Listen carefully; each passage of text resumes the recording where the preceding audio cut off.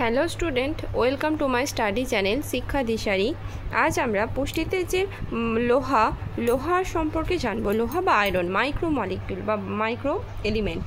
তাহলে আমাদের যে micro element and macro element দুটো এলিমেন্ট ছিল, তাদের মধ্যে মাইক্রো এলিমেন্টের মধ্যে হচ্ছে লোহা খুব ইম্পর্টেন্ট একটি আমাদের এলিমেন্ট, যেটাকে আমরা ইংলিশে আয়রন বলে থাকি। এবং সেটা আমাদের দেহের জন্য, দেহের ব্লাড সার্কুলেশন বা ব্লাড কোয়াগুলেশন বলো, বা ব্লাডের সাথে এটা যুক্ত। মানে আমাদের যে রক্তের রং লাল হয়, কারণ এটার মধ্যে কী থাকে, একটা রঞ্জক পদার্থ থাকে। সেই রঞ্জক পদার্থের নাম হচ্ছে হিমোগ্লোবিন, এবং সেটা হচ্ছে লৌহ ঘটিত রঞ্জক পদার্থ। তো সেই জন্য এই লোহা আমাদের শরীরে আরও খুবই বেশি ভূমিকা পালন করে। তো সেই লোহা সম্পর্কে আমরা আজকে একটু দেখে নেব। এর সোর্স তাহলে কী, দেখো, লোহা প্রধানত দুটি উৎস থেকে পাওয়া যায়, উদ্ভিজ্জ উৎস এবং প্রাণীজ উৎস। তাহলে উদ্ভিজ্জ উৎস আমরা দেখে নিই। উদ্ভিজ্জ উৎস বিভিন্ন প্রকার দানা শস্য, ডাল, ঢেঁকি ছাঁটা চাল, আটা, ময়দা, জোয়ার, বাজরা, রাগি, পেঁয়াজ কলি, মূলো শাক, তরমুজ, কুমড়ো, লাউ শাক, নোটে শাক, উচ্ছে, করলা, মটরশুঁটি, গুড়, পালং শাক, তিল, এগুলো। এবং প্রাণীজ উৎসের মধ্যে পড়ছে মাছ, মাংস, ডিম, মেটে, বৃক্ষ, কাঁকড়া, কুচো, চিংড়ি, দুধ, এগুলো আমাদের প্রাণীজ উৎসের মধ্যে পড়ে যাচ্ছে। তারপর দেখবো আমরা যে লোহার সম্পর্কে আরও একটু আমরা তথ্য জেনে নেব। দেখো, আমরা জানবো যে লোহার এই যে খাবারগুলো বললাম, সেই খাবারের কিছু এখানে আমাদের ইমেজগুলো দেওয়া আছে। দেখো, এরপর আমরা দেখবো যে এর ডেইলি রিকোয়ারমেন্ট বা দৈনিক প্রয়োজনীয়তা ICMR RD 2020 অনুযায়ী। প্রথমে দেখো, পুরুষ হচ্ছে স্বল্প পরিশ্রমী 19 এখানে দেখবে যে আমাদের ইউনিটটা কত কী দেওয়া আছে, mg per day, milligram per day. স্বল্প পরিশ্রমী 19, মাঝারি পরিশ্রমী 19, অতি পরিশ্রমী 19। মহিলার ক্ষেত্রে দেখো, স্বল্প পরিশ্রমী হচ্ছে 29 মিলিগ্রাম পার ডে, মাঝারি পরিশ্রমী 29 মিলিগ্রাম পার ডে, অতি পরিশ্রমী 29 মিলিগ্রাম পার ডে। কিন্তু গর্ভবতী মহিলার ক্ষেত্রে আয়রনের চাহিদাটা একটু বেশি হয়, তাই জন্য এদের 40 মিলিগ্রাম পার ডে। এবং প্রসূতি বা স্তন্যদাত্রীর ক্ষেত্রে 0 to 6 মান্থ হচ্ছে 23 মিলিগ্রাম পার ডে, এবং 7 to 12 মান্থ হচ্ছে 23 মিলিগ্রাম পার ডে। ঠিক আছে, তাহলে আমাদের গর্ভবতী অবস্থায় আমাদের লোহার রিকোয়ারমেন্টে সবথেকে বেশি হয়। এরপর দেখবো আমরা সদ্যজাত শিশু, 0 to 6 মান্থ হচ্ছে 3, 7 to 12 মান্থও হচ্ছে 3। শিশুদের ক্ষেত্রে 1 to 3 ইয়ার্স হচ্ছে 8 milligram per day, 4 to 6 years 11 milligram per day, 7 to 9 years 15 milligram per day. বালক দেখো, 10 to 12 years 16 milligram per day, 13 to 15 years 28 milligram per day, 16 to 18 years 22 milligram per day. বালিকার ক্ষেত্রে দেখো, 10 to 12 years 30 milligram per day, 13 to 15 years 26 milligram per day, 16 to 18 years 32 milligram per day. এই হচ্ছে আমাদের daily requirement. এরপর দেখবো আমরা storage বা সঞ্চয়। তাহলে লোহা আমাদের কোথায় সঞ্চিত থাকে সেটা আমরা একটু দেখে নেব। দেখো, যকৃৎ, প্লীহা, অস্থিমজ্জা এবং লোহিত রক্তকণিকাতে প্রচুর পরিমাণে লোহা পাওয়া যায়। এরপর দেখবো আমরা এক্সক্রিশন বা রেচনটা। লোহা দেহ থেকে খুব কম পরিমাণে নির্গত হয়, মলমূত্র ও পিত্তরসের মাধ্যমে লোহা নির্গত হয়ে যায়। বয়স্ক লোকের প্রস্রাবে গড়ে দৈনিক 0.2 মিলিগ্রাম লোহা নির্গত হয়। তাহলে এটা আমাদের গেল যে আমাদের শরীরে যতটা লোহার প্রয়োজন সেটা শরীর অ্যাবজর্ব করে নিল, এবং কিছুটা হচ্ছে আমাদের স্টোর হয়ে গেল। সেই স্টোরটা কোথায় হলো, যকৃতে হতে পারে, প্লীহায় হতে পারে, অস্থিমজ্জায় হতে পারে, লোহিত রক্তকণিকাতেও হতে পারে। এরপর যেটা আমাদের শরীরের বর্জ্য পদার্থ সেটা আমাদের রেচন বা এক্সক্রিশনের মাধ্যমে সেটা বেরিয়ে যাবে। ঠিক আছে, এরপর যেটা আমরা দেখব সেটা হচ্ছে লোহার কাজ বা পুষ্টিগত গুরুত্ব, functions or significance of in nutrition. দেখো, লোহা মানবদের পুষ্টিতে বিশেষ ভূমিকা পালন করে, সেগুলো একটু দেখে নিই। 1 নাম্বার হচ্ছে জারণমূলক ভূমিকা, অক্সিডেটিভ রোল। লোহা আমাদের দেহের জারণমূলক কাজে অংশ নেয়। এটি দেহের অসংখ্য কোষে কোষে খাদ্য কণাগুলিকে জারিত করে এবং তাদের দৈহিক প্রোটোপ্লাজমের অন্তর্ভুক্ত করার জন্য লোহার প্রয়োজন হয়। 2 নাম্বার কি আছে, হিমোগ্লোবিন গঠনের ভূমিকা, role in haemoglobin formation. Haemoglobin 94% globin protein এবং 6% হিম রঞ্জক নিয়ে গঠিত। এখানে হিম হলো একটি লোহাযুক্ত প্রোটোপরফাইরিনাম। এর কেন্দ্রে একটি লোহা অণু তার 6টি বন্ধনের মধ্যে 4টি বন্ধন দিয়ে 4টি পাইরল চক্রের নাইট্রোজেনের সঙ্গে যুক্ত হয়, ফলে একটি হিম বর্গ তৈরি হয়। লোহা অণুর 5ম বন্ধনটি গ্লোবিন প্রোটিনের হিস্টিডিন অ্যামাইনো অম্লের ইমিডাজল বর্গের সঙ্গে যুক্ত হয়। লোহা অণুর 6ষ্ঠ বন্ধনটি অক্সিজেনের সঙ্গে যুক্ত হয়। এক অণু হিমোগ্লোবিনে 4টি লোহা থাকে, এর 4টি অণু অক্সিজেনের সঙ্গে যুক্ত হয়ে Hb2O2O8 তৈরি করে। এটা হলো আমাদের হিমোগ্লোবিন গঠনের ভূমিকা। তাহলে দেখো হিমোগ্লোবিন গঠনের ভূমিকাটা আরেকটু আমি বলে দিই।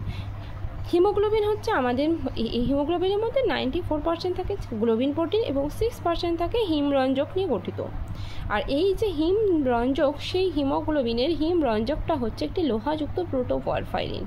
ঠিক আছে, হিমটা তাহলে কি একটি লৌহ গঠিত রঞ্জক পদার্থ বা লোহাযুক্ত প্রোটোপরফাইরিন। ঠিক আছে, এই প্রোটোপরফাইরিনের কেন্দ্রে একটা লোহার অণু থাকে। ঠিক আছে, একটা লোহার অণু Fe++ অণু থাকে, তার 6টি বন্ধনের মধ্যে 4টি, তাহলে এর 6টা বন্ধন, তার মধ্যে 4টি বন্ধন দিয়ে 4টি পাইরল চক্রের নাইট্রোজেনের সঙ্গে এটা যুক্ত হয়, ফলে একটি হিমবর্গ তৈরি হয়। ঠিক আছে, লোহা অণুর 5ম বন্ধনটি গ্লোবিন প্রোটিনের হিস্টিডিন অ্যামাইনো অম্লের ইমিডাজল বর্গের সঙ্গে যুক্ত হয় এবং লোহা অণুর 6ষ্ঠ বন্ধনটি অক্সিজেনের সঙ্গে যুক্ত হয়।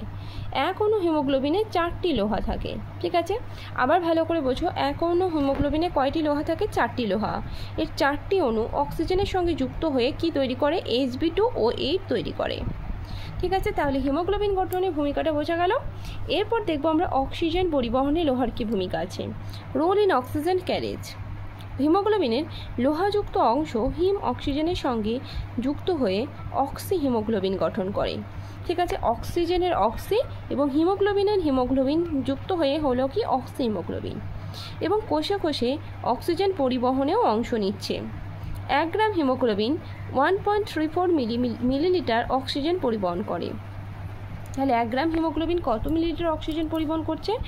1.34 মিলিলিটার অক্সিজেন পরিবহন করে। ঠিক আছে, নেক্সট দেখবো 4 নম্বর পয়েন্ট, লোহিত রক্তকণিকার সৃষ্টিতে ভূমিকা। তাহলে লোহিত রক্তকণিকার সৃষ্টিতে অক্সিজেনের কি ভূমিকা আছে? দেখো, লোহা রক্তে লোহিত রক্তকণিকা সৃষ্টিতে সহায়তা করে। শুধু তাই নয়, এটি লোহিত রক্তকণিকাকে পরিণত হতেও সাহায্য করে। লোহার অভাবে মানবদেহে মাইক্রোসাইটিক হাইপোক্রোমিক রক্তাল্পতা দেখা যায়। এটা লোহার অভাবজনিত একটি রোগের নাম। ঠিক আছে, নেক্সট দেখব 5 নম্বর পয়েন্ট, উৎসেচক গঠনের ভূমিকা। Role in enzyme formation. সামান্য পরিমাণ লোহা কোনো উৎসেচক গঠনে অংশগ্রহণ করে। খাদ্যে লোহার অভাব ঘটলে ওইসব উৎসেচক গঠিত হতে পারে না, ফলে ওইসব উৎসেচকের ক্রিয়াও ব্যাহত হয়। ঠিক আছে, নেক্সট দেখবো আমরা 6 নম্বর পয়েন্ট, দেহের তাপমাত্রা নিয়ন্ত্রণে লোহার ভূমিকা। লোহা দেহের তাপমাত্রা নিয়ন্ত্রণে অংশ নেয়। এর অভাবে থাইরয়েড গ্রন্থির কার্যকারিতা হ্রাস পায়। শৈত্যজনিত এক প্রকার অস্বাচ্ছন্দ্য পরিলক্ষিত হয়। ঠিক আছে, নেক্সট দেখবো আমরা 7 নম্বর পয়েন্ট কি আছে, মস্তিষ্কের কাজ নিয়ন্ত্রণে ভূমিকা। লোহা মস্তিষ্কের কাজ নিয়ন্ত্রণ করে, মানসিক এবং চেষ্টীয় বিকাশেও সহায়তা করে। নেক্সট দেখো 8 নম্বর পয়েন্ট, ভ্রূণ গঠনের ভূমিকা। মাতৃদেহে ভ্রূণ গঠনের ক্ষেত্রে লোহা বিশেষ ভূমিকা পালন করে থাকে। লোহার অভাবে অনেক সময় মা অপরিণত ও মৃত শিশুর জন্মদান করে থাকে। তাহলে লোহার যদি অভাব হয় শরীরে, তাহলে কিন্তু মাতৃদেহে যে ভ্রূণের ক্ষেত্রে কিন্তু ভ্রূণ গঠন ব্যাহত হবে, তখন কিন্তু মৃত শিশুরও জন্মদান হতে পারে। আর আরেকটা পয়েন্ট আছে কি, অন্যান্য ভূমিকা। লোহার কাজ দেহের অবসন্নতা এবং দৈহিক দুর্বলতা দূর করা। এটি পরোক্ষভাবে হরমোন উৎপাদনে এবং নিউরোট্রান্সমিটারের কার্যকারিতা নিয়ন্ত্রণে সাহায্য করে। লোহা মানব দেহে সীসা, ক্যাডমিয়াম প্রভৃতি শোষণের পরিমাণ হ্রাস করে, যা দেহকে বিষক্রিয়া থেকে রক্ষা করে। চামড়ার স্থিতিস্থাপকতা রক্ষা করে। ঠিক আছে, নেক্সট এটা তো গেল ফাংশন। এরপর দেখবো আমরা লোহার অভাবজনিত ফল। লোহার অভাবজনিত ফলটা একটু দেখিনি। 1 নম্বরে কি আছে, হিমোগ্লোবিনের পরিমাণ হ্রাস পাবে। তাহলে যদি শরীরে লোহার অভাব ঘটে, তখন তাহলে হিমোগ্লোবিনের গঠনের প্রধান উপাদানই তো হলো লোহা। যদি লোহারই অভাব হয়, তখন তো হিমোগ্লোবিনের পরিমাণও হ্রাস পেয়ে যাবে শরীরে। তো সেটাই আছে, লোহা গঠিত লবণের অভাবে রক্তে হিমোগ্লোবিনের পরিমাণ হ্রাস পায়। এর ফলে অক্সি হিমোগ্লোবিন গঠিত হতে পারে। ঘন ঘন হাই ওঠে। বায়ু থেকে অক্সিজেন শরীরের বিভিন্ন অংশে পৌঁছতে পারে না। শরীর দুর্বল হয় এবং ক্লান্ত লাগে। ঠিক আছে, ঘন ঘন হাই কেন ওঠে? আচ্ছা, এখানে একটা যে পয়েন্ট আছে না, ঘন ঘন হাই ওঠে, এই হাই ওঠার পয়েন্টটা তোমরা যদি অনেকেই জানো, আশা করি যদি কেউ জানো তাহলে আমাকে অবশ্যই কমেন্টে জানাবে তোমরা। এবং আমি তোমাদের একটুখানি বলে দিচ্ছি যে হাই ওঠাটা হলো শরীরে যদি অক্সিজেনের অভাব ঘটে, তখন আমাদের কিন্তু হাই ওঠে। ঠিক আছে, তাহলে আমাদের শরীর কিন্তু বাইরে থেকে অক্সিজেনটা গ্রহণ করছে বেশি করে, আর তখন আমাদের শরীর কিন্তু ক্লান্ত লাগে এবং দুর্বল হয়ে পড়ে শরীর বেশি হাই উঠলে। ঠিক আছে, এটা গেল অক্সিজেনের পরিমাণ হ্রাস। নেক্সট দেখো রক্তাল্পতা বা অ্যানিমিয়া। লোহা ঘটিত খাদ্যের অভাব ঘটলে ধীরে ধীরে রক্তাল্পতা দেখা দেয়। প্রোটিন খাদ্যের অস্বাভাবিক ঘাটতি হলে লোহার অভাবজনিত হাইপোক্রোমিক রক্তাল্পতা দেখা যায়। ঠিক আছে, নেক্সট দেখো বুদ্ধিমত্তার বিকাশ ব্যাহত হয়। লোহা ঘটিত লবণের অভাবে ছেলেমেয়েদের মধ্যে মানসিক ও চেষ্টীয় বিকাশ ব্যাহত হয়। সমন্বয় ক্ষমতা হ্রাস পায়। স্নায়বিক ক্রিয়া অস্বাভাবিকতা দেখা দেয়। ঠিক আছে, এটা বুদ্ধিমত্তার বিকাশ ব্যাহত হচ্ছে। নেক্সট দেখবো অনাক্রমতা হ্রাস, ডিক্রিজ ইন ইমিউনিটি। লোহার অভাবে শ্বেত রক্তকণিকার জীবাণু ধ্বংস করার ক্ষমতা হ্রাস পায়, কারণ লোহার অভাবে লিম্ফোসাইটের উৎপাদন হ্রাস পায়। এর ফলশ্রুতি হিসাবে রোগ জীবাণুর আক্রমণে মৃত্যুর সম্ভাবনাও বাড়ে। নেক্সট দেখবো আমরা কর্মদক্ষতা এবং উৎপাদনশীলতা হ্রাস। দেহে লোহার অভাব ঘটলে একদিকে যেমন রক্তাল্পতা দেখা দেয়, অন্যদিকে তেমনি কর্মক্ষমতা এবং উৎপাদনশীলতার হ্রাস ঘটে। ঠিক আছে, তাহলে রক্তাল্পতা দেখা দেয় মানে কি, শরীরে রক্তের ঘাটতি হচ্ছে। যখন শরীরে রক্তের ঘাটতি হবে তখন আমাদের এনার্জি আমরা লস করব, এবং তার সাথে সাথে আমাদের কর্মদক্ষতা হ্রাস পাবে, এবং উৎপাদনশীলতা মানে আমাদের যে শরীর গ্রো করতো সেই গ্রোটা আমাদের কমে যাবে, তাই না? তো নেক্সট পয়েন্ট দেখো ভ্রূণের অপমৃত্যু। অনেক সময় দেহে লোহার অভাব ঘটায় ভ্রূণের অপমৃত্যু ঘটে। ভ্রূণ অপরিণত থেকে যায় এবং মাতা মৃত শিশুর জন্ম দেয়। এতে অনেক সময় মাতারও জীবন সংশয় দেখা দিতে পারে। 6 নম্বর পয়েন্ট। নেক্সট দেখবো আমরা 7 নম্বর পয়েন্টটা, কাইলোনিশিয়া। এই পয়েন্টটা যেটা আছে না, কাইলোনিশিয়া, এই পয়েন্টটা খুব ইম্পর্টেন্ট। তোমাদের অনেক সময় এক্সামে দিয়ে দেয় যে কাইলোনিশিয়াটা কি। লোহার অভাবে নখ পাতলা এবং চওড়া হয়ে যায় এবং চামচের আকার ধারণ করে, এটাই হলো কাইলোনিশিয়া। তাহলে কাইলোনিশিয়াটা কিসের অভাবে হচ্ছে? লোহার অভাবে আমাদের যে নখ, সেই নখটা পাতলা হয়ে যাচ্ছে এবং চওড়া হয়ে যাচ্ছে, এবং সেটার আকৃতি কেমন হচ্ছে? চামচের মতো, স্পুন শেপড। তো সেটাকে আমরা বলছি কাইলোনিশিয়া। অনেক সময় এরকম লক্ষণ দিয়ে দেয় যে এদিকে দিয়ে দিল একটা ছক দিয়ে দিল, ছকের মধ্যে দিয়ে দিল এদিকে কাইলোনিশিয়া, ডান দিকে দিয়ে দিল স্তম্ভ মেলাও, তাহলে ডান দিকে দিয়ে দিল যে তোমাদের স্পুন শেপড। তখন এই কাইলোনিশিয়ার সঙ্গে স্পুন শেপটা হয়ে যাবে, কারণ কাইলোনিশিয়াতে নখের আকৃতি হয়ে যায় স্পুন শেপড। ঠিক আছে, তো আজকে আমি অভাবজনিত লক্ষণ পর্যন্তই পড়ালাম। নেক্সট ক্লাসে আমি আলোচনা করব অভাব ঘটিত রক্তাল্পতার কারণ সম্পর্কে। ঠিক আছে, তো আজকে ক্লাস আমি এখানেই শেষ করছি। ওকে, থ্যাংক ইউ। আর যদি আমার ক্লাসটা ভালো লাগে তাহলে তোমরা অবশ্যই আমাকে লাইক করবে, আমার ক্লাসটাকে লাইক করবে এবং তোমার বন্ধুদের মধ্যে শেয়ার করবে। ওকে, থ্যাংক ইউ।